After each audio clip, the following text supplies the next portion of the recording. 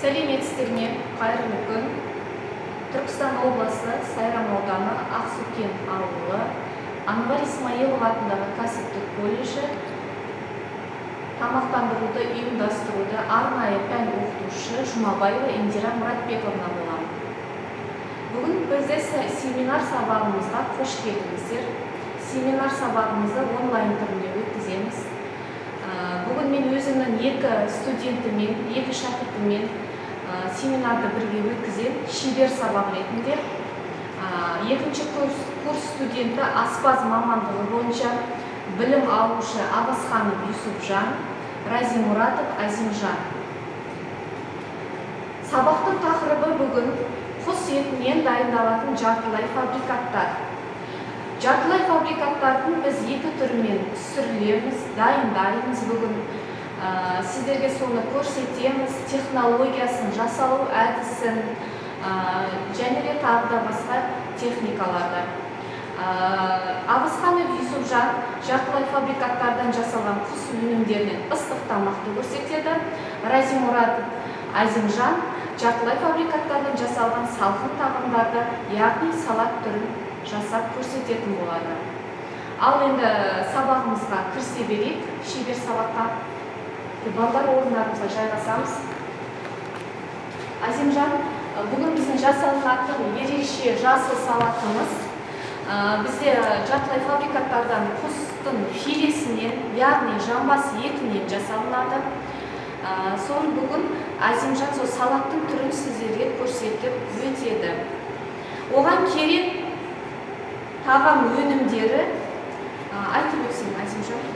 Бірінші керектісі салат жапырағы, және рукола, черри, авокадо, бір лимон,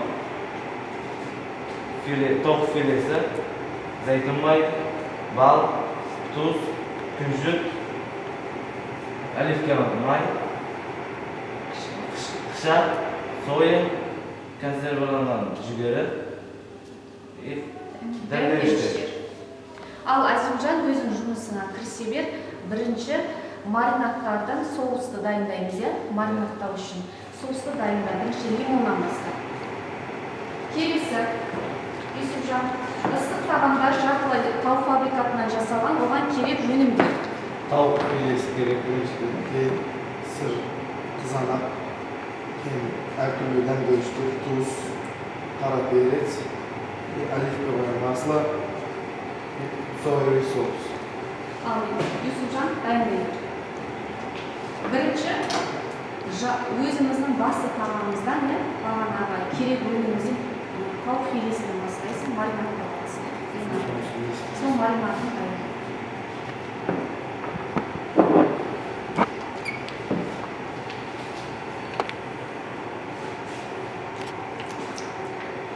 Өсімдік майын құямыз, керек мөлшерде. Екі үлкен ас қасық.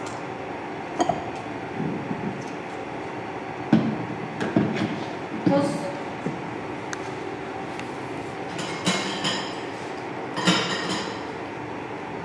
Кіші ас қасықпен саламыз.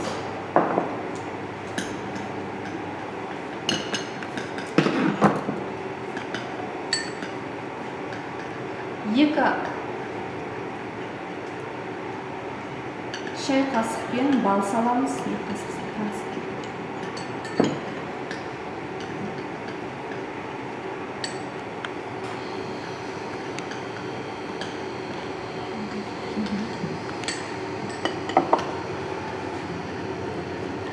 Келесін қыша саламыз. Шай қасықпен біреу.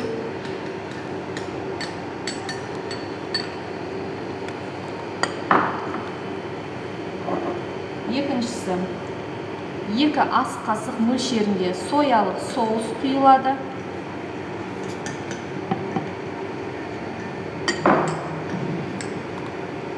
Екі ас қасық мөлшерінде лимон шырыны.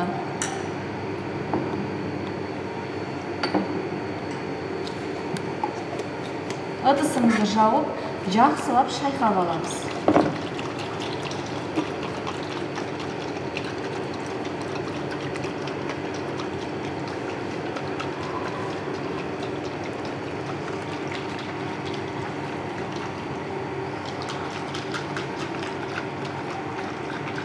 Біз филені тілге шелеп аламыз, мықты ыстық тағамдарда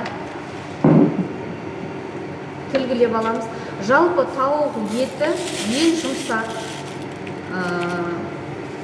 жасушаларға өте аз, яғни талшықтарымен, себебі жұмсақ болғаннан кейін еттің ең жұмсақ болғанда бұлар пайыздық мөлшермен айтқанда 8% көрсетеді.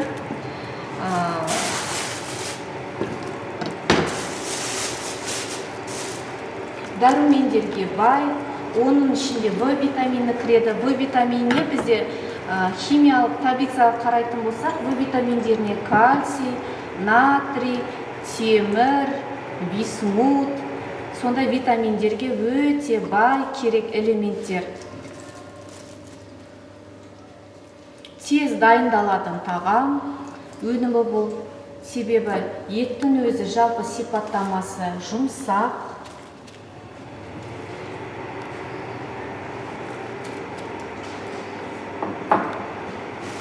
Филені тілгілеп алғаннан кейін не істеп жатырмыз, Есімжан?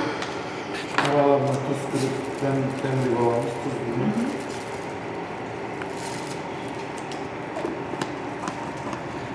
Tuzlап алып,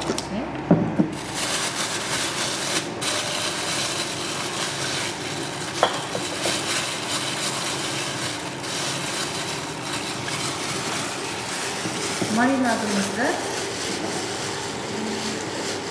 полиэтилен пакетке салып, тауықтың үстіне, филен үстіне маринад құйдым. Одан кейін біз қазір демалдырып қоямыз. Себебі бойына тез сіңу үшін, жақсы дәм беру үшін 10-15 минутқа демалдырамыз етті.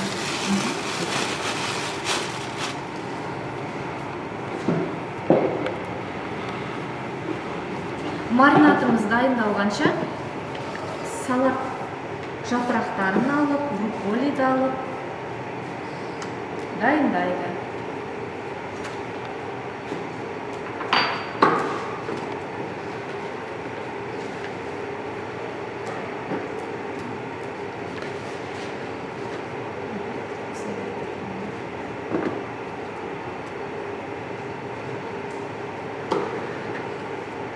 Керек мөлшерде салат жапырағын алып,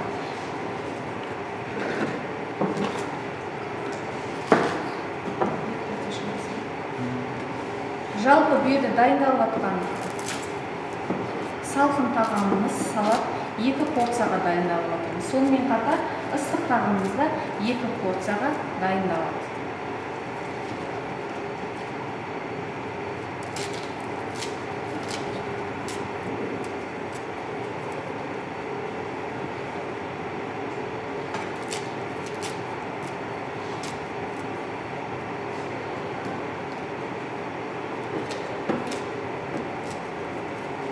Бұл салат жалпы өзі витаминдерге өте бай. Себебі өсімдіктердің, көкөністердің барлық түрлері жалпылама қолданылады.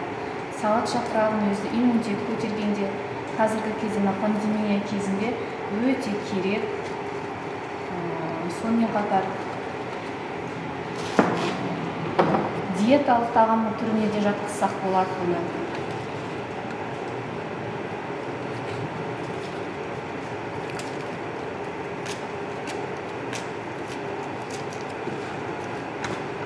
Жақсылап араластырып аламыз.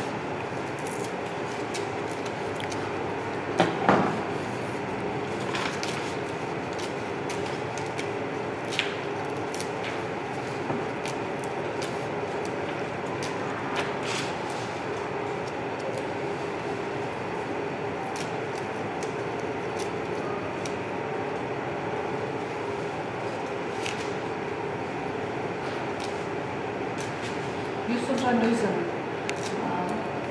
өсімдіктердің өздерінің тура формалары болады. Сен дөңгелекше, шеңберді турадың.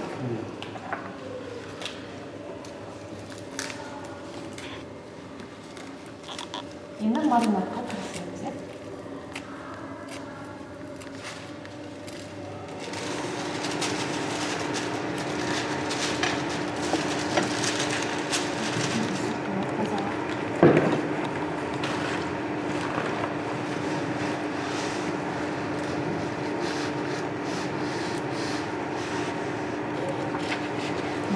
Жалпы өзі тамақтандыруда оқу бағдарламасы 4 модульден тұрады. Бірінші модуль көкөністері кез келген өнім болсын, көкөніс болсын, ет болсын, соны аспаздық өңдеп аламыз. Яғни жуып аламыз. Мысалы, бізден тікелей бізге келген кезде базар болсын, өндірілетін жерлер болады, завод орындар соның сыртын, керек зиянды заттарын кесіп алып тастап, жуып, өңдеп алып болғаннан кейін екінші модульге өтеміз. Ол кезде екінші модульде бізде жасалу жолы, заготовка жүреді. Bu yerде қазір Азимжан бірінші модульден өтіп, екінші модульге көшті.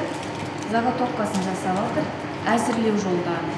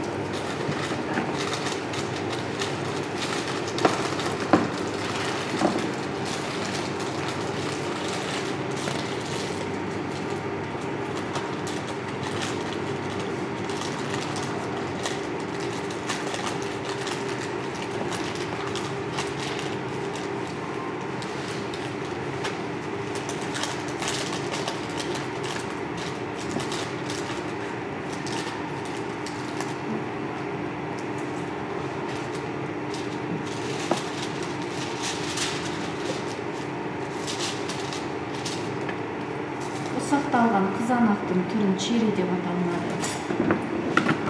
Чериді дәл центрдан, орталығынан екіге бөлуге болады. Өңделген астық жүктеген чериді қосып, үстіне жүгері салынады.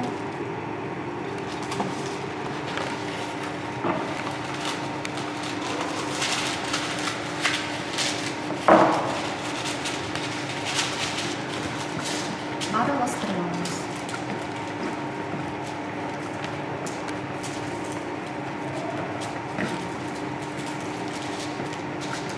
Чили кактусын жасап, битный рожевый тарелочка.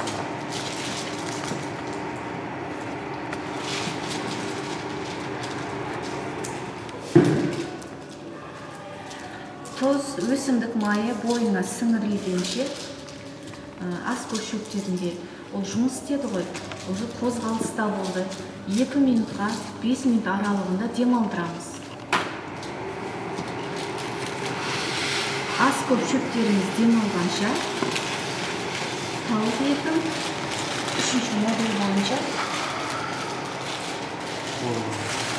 жылытып өңдейміз.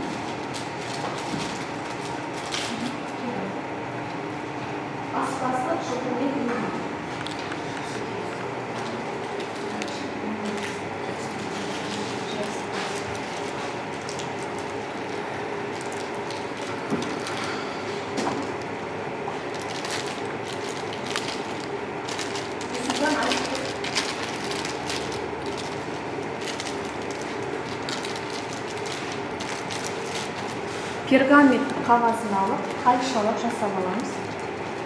Жасап болған пергамент қағазымыздың ортасына филені саламыз ұзынына.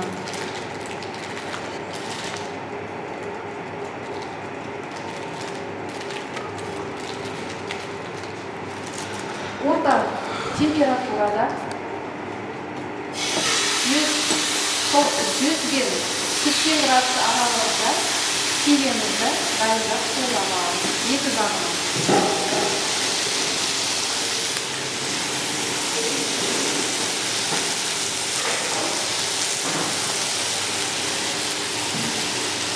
Болады.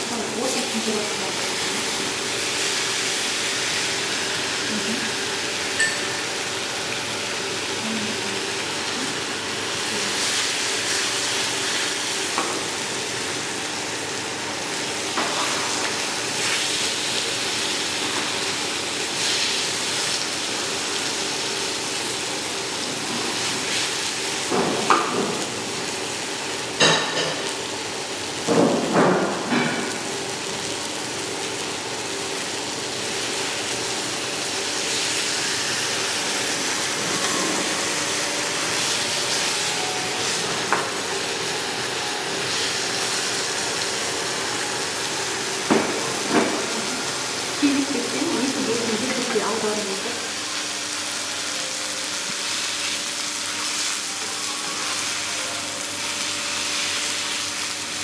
ешқандай өсімдік майы құйылған жоқ, жерде өзінің тауықтың өзінің шырыны шығып, бар маринацияланған сөлдер бөлініп, табада құйылады.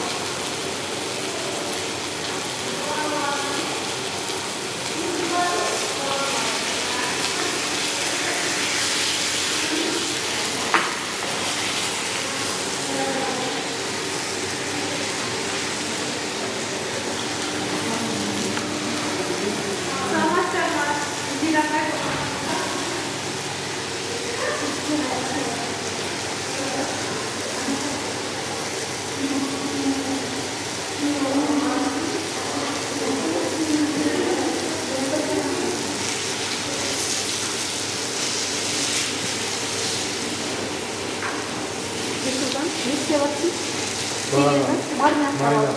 Маринадқа не қостың? Маринадқа паприка қостым,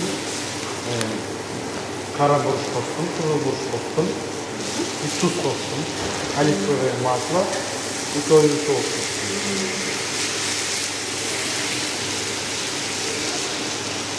Жақсылап оңынан сөйлесін, араларын ашып, маринадқа. Одан кейін демалдырып тұрасында, демалдырамыз.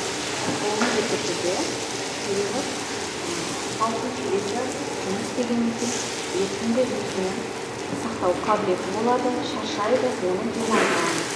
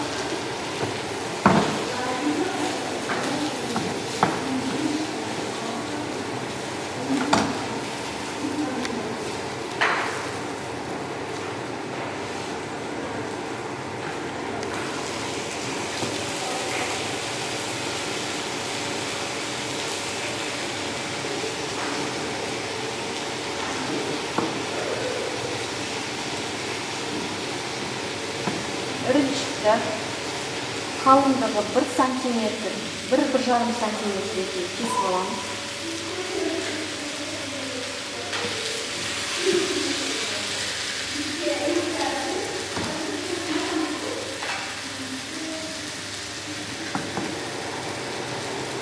Өзінде жалпы кесілген пішіндер болады. Ұзыншалар, дөңгелектер, шеңберлер, 3 бұрыштар, 4 бұрыштар. Соның Юсупжан бүгін шеңбермен 4 бұрышты техникасын қолдану әдістерімен жұмыс жасалады.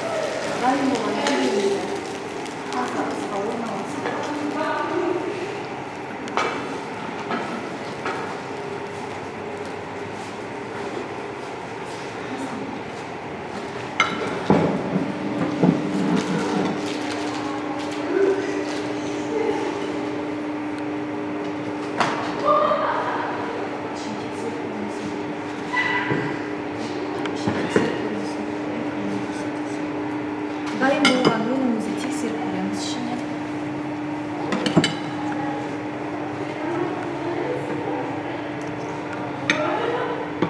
Міне, қарап отырсаңыздар, өнім дайын. Өніміз дайын екен. Енді Әзімжан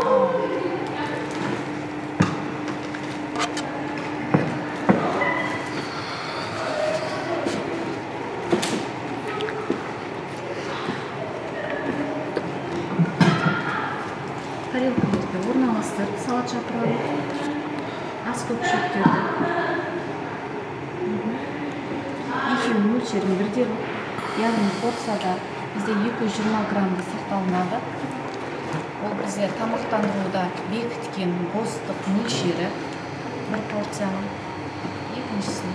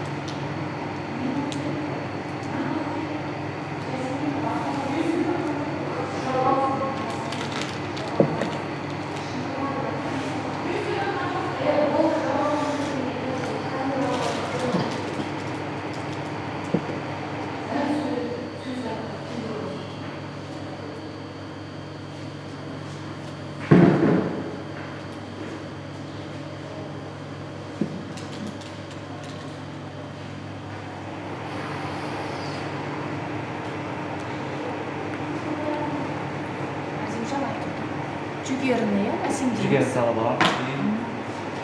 Үшінші модульден, бірінші, екінші модульден өтті. Үшіншісін, міне, бағанағы бізде жылуды аспаздық өңдеуден өтіп, одан кейін біздің ұсыну, подача дейміз. Енді подачасын жасалады.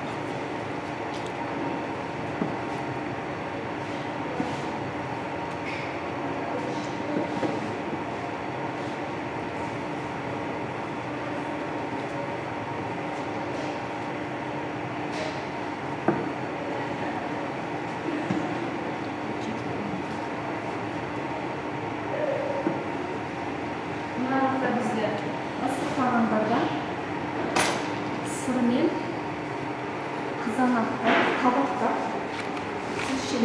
сүзектерге саламыз, рет-ретімен.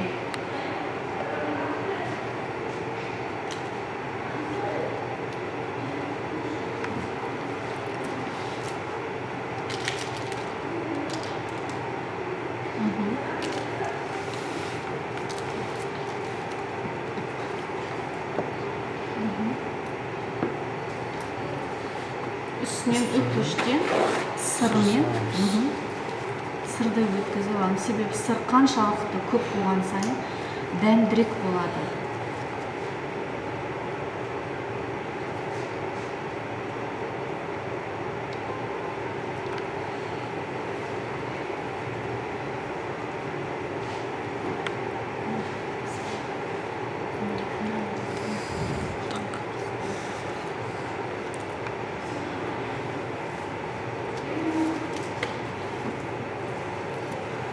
Енді авокадодан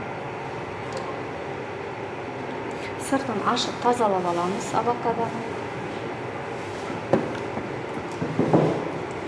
Сыртын ашып тазалап алып.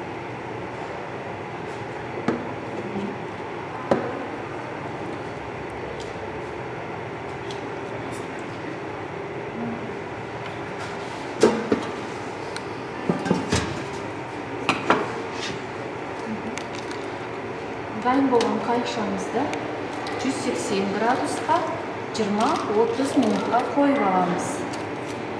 Электр пешінде.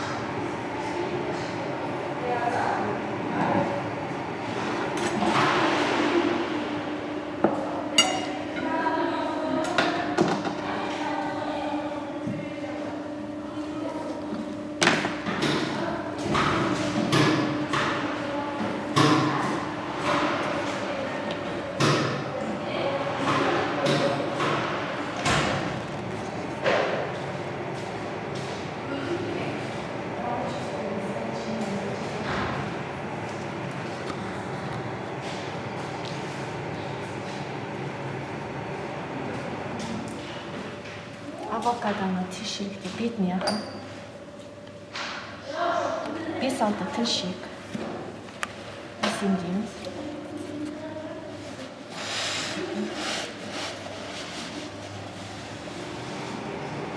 Авокадо өзі тропикалық жеміс. Өте адам организміне, денсаулығына пайдалы. Келесіне де әзімжан. Келесіне де авокадоны туралы. Әзімжан авокадоны туралы.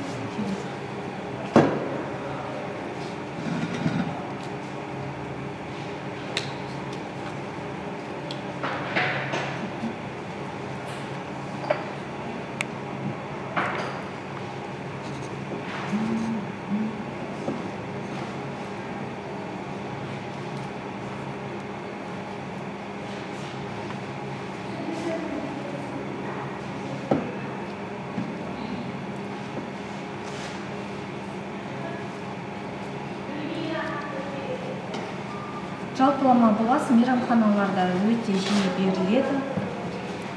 Жылдан әрі оңай жасалынады. Енді дайын болған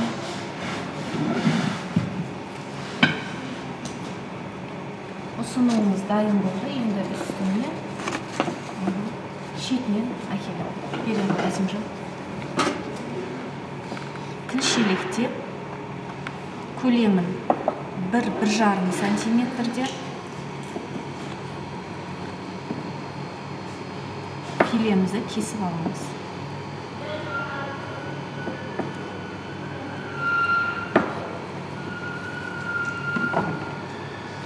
Туралған филені алып, және орналастырамыз.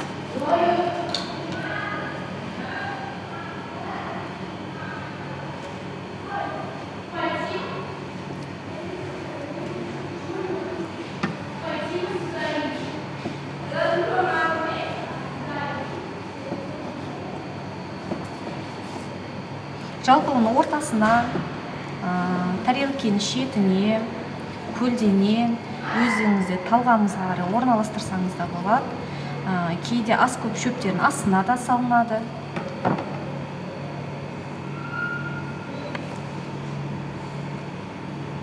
Филемізді орналастырып алдық салат жапырақтарын ас көптерге. Одан кейін қалған маринадымызды не істейміз Азимжан? Үстіне шығымды болу үшін, дәмді болу үшін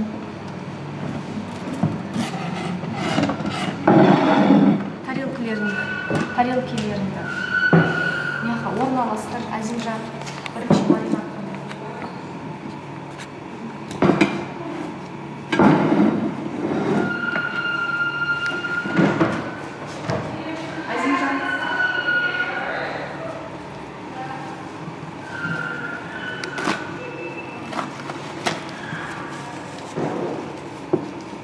Санитарлық талаптарға сай ыдысыңызда міндетті түрде таза болу керек.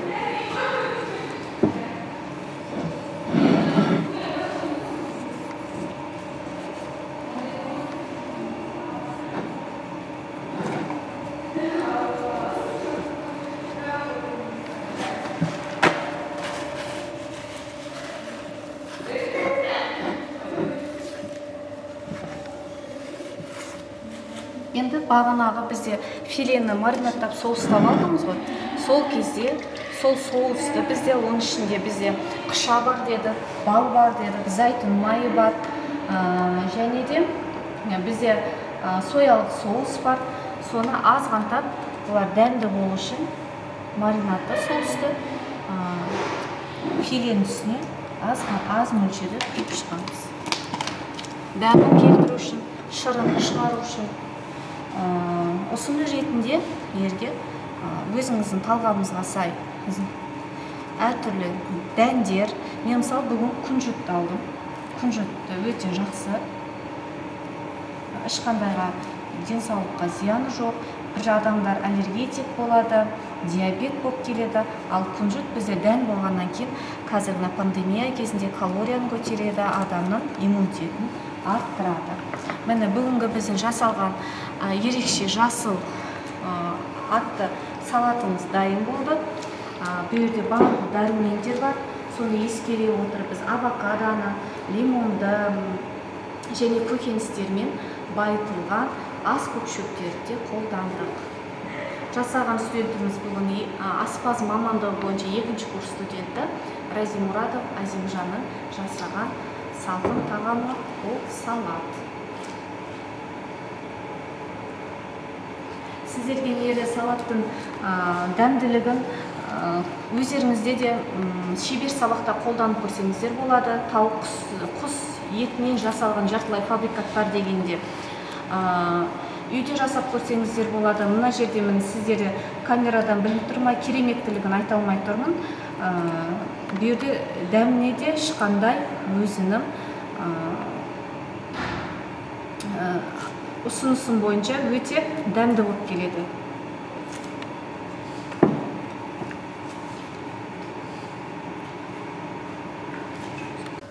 Так, салатымыз дайын болды біздің. Енді керек нәрселерді, керек емес заттарды алып тастайық. Мына жақта ыстық тағамыз жартылай фабриканың құстың филесі дайын болды. 180 градуста 30 минутқа салып алдық. Жылумен өңдедік.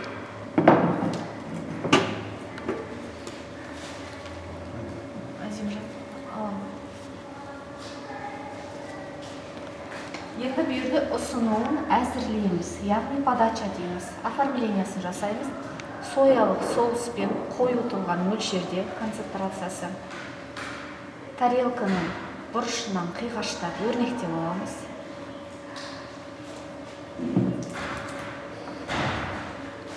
Үстіне күнжіт себеміз, азғантай мөлшерде.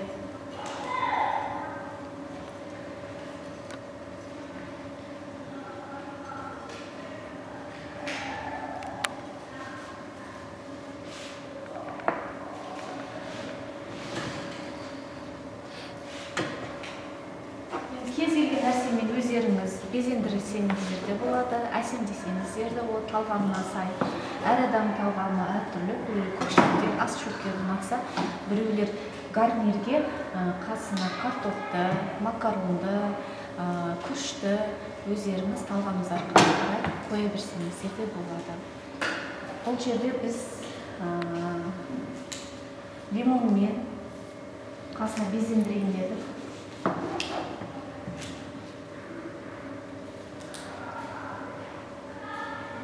Жалпы тауықтың өзі, фабрикаттың еттен өзі қылшықтары аз, 8% ғана құрайды, жұмсақ, тез өндірілетін, сонымен қатар халықтың қалтасына сайда арзан болып келеді. Диеталық тағамдардың бір түріне де жатқызамыз, тауық өнімдерін. Көбінесе жасөспірімдерге, балаларға қолданылатын тағамдардың 80%-ын тауық етінен өндіреміз.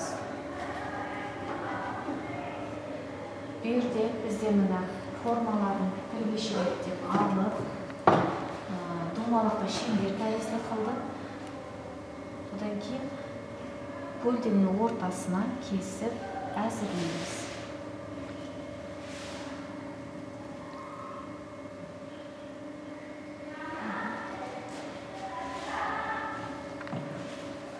Қайықшамызды орналастырамыз ортасына.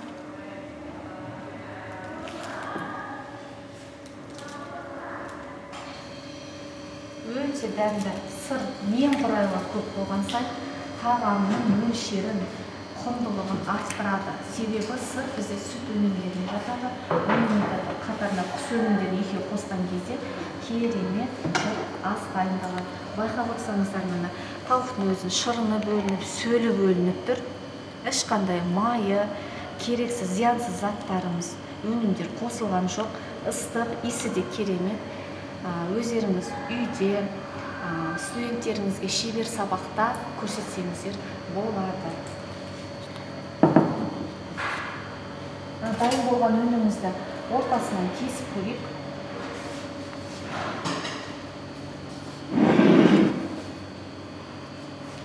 Сыры етмені. Ортасы бәрі піскен. Толық піскен, өзі жасушасы аз ғана, жұмсақ ет болып табылғандықтан 20-30 минутта әзірленеді. Барлықтарыңызға ас болсын.